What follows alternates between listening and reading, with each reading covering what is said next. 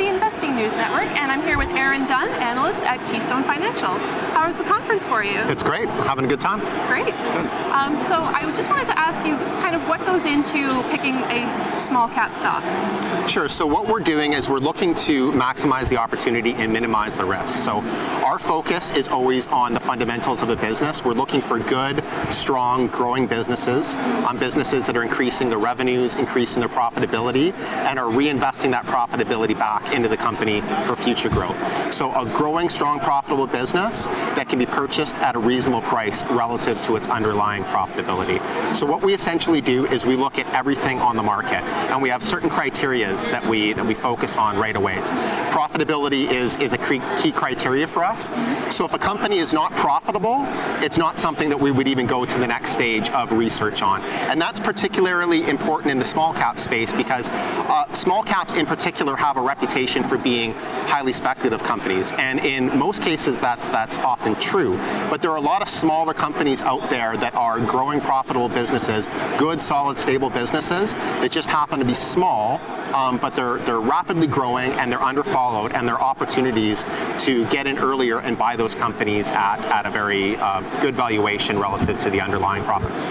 Do you have an example of that for 2018? Sure. So I'll give you an example of a U.S. company that we recommended. So in the U.S., small caps are typically considered, anything under $1 billion, whereas in Canada, small caps are considered much smaller. But in the U.S., two years ago, we recommended a company called Ebix Inc. So this is a software company. What they do is they do digital back-end infrastructure for insurance companies and other financial companies as well.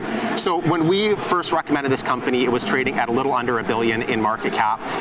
It's tripled over the last 2 years, and that tripling of the share price has been driven by growth in the earnings per share, and this general positive outlook on the business. So when we first started researching this company, we looked at the historical financial performance, and this was a company for over a decade had increased year after year, had increased the revenues and increased their earnings per share consistently at a double-digit growth rate. They were even able to do this through the financial crisis in 2008. So that was something that was very attractive to us. So it had a good, strong base of business, a good, solid track record, and then looking forward, they were signing contracts, they were pursuing acquisitions that were profitable and had a track record of doing that well. And then as well, they traded at an attractive valuation at the time. So 2 years ago when we recommended them, they were trading at about 17 times trailing earnings, and this was a growing business. So relative to other US companies, we thought that was a very attractive valuation. Today, we still like the company, even though it's trading at a valuation of closer to 26, 27 times earnings. But when you look at that business and you look at the growth profile going forward, we think that the value is quite good at the current price, especially when you compare that to other companies in the US. Right. So definitely research plays an important part. And what are some of the pitfalls that investors often fall into when they're trying to choose a stock? Oh, easy question to answer. Buying into the hype.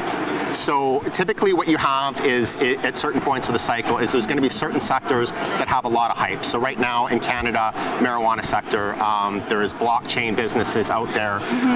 Junior mining is starting to make a return as well. So what you really need to focus on are companies. For our research, what we focus on are companies that we consider real businesses.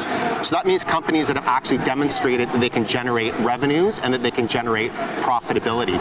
If a company doesn't have that, then to us that it's not a real business, it's not a real investment, it's a speculation. And there's nothing wrong with speculating, just like there's nothing wrong with playing the lotto or going to a casino, but you have to understand what you're doing. You have to understand that when you're purchasing a company just because it's the flavor of the month, you have to understand that if that company is not an actual sustainable business, then what you're doing is not investing. And even though a lot of other investors may be extremely excited about that sector and pushing the price up week after week, month after month, and everything seems like it's great and the future is rosy, we've seen it many times in the past, many times. When those cycles end, when that investor enthusiasm ends, it can be catastrophic. I mean, it is definitely catastrophic, and you see share prices fall off extremely quickly, and the vast majority of investors that take that strategy with a significant portion of their capital end up losing a lot of money in the long term.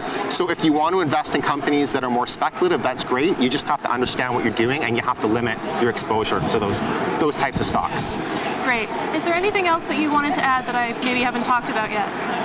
I just think that when you're investing in the stock market, you have to know, you either need to know how to do the research yourself, or you need to know that you're working with somebody who's doing the research for you. So one of the things that makes Keystone different from a lot of other firms out there is that we are completely independent. And what I mean by that is that we only work for our clients. So we don't sell research to companies. We don't try and get investment banking deals or financing deals with the companies that we recommend.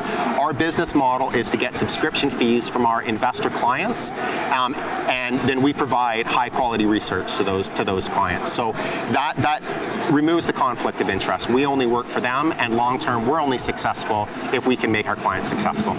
Great, that's good to know. Thank you so much, Aaron. Thank you. Thank you. And I'm Melissa Shaw with the Investing News Network.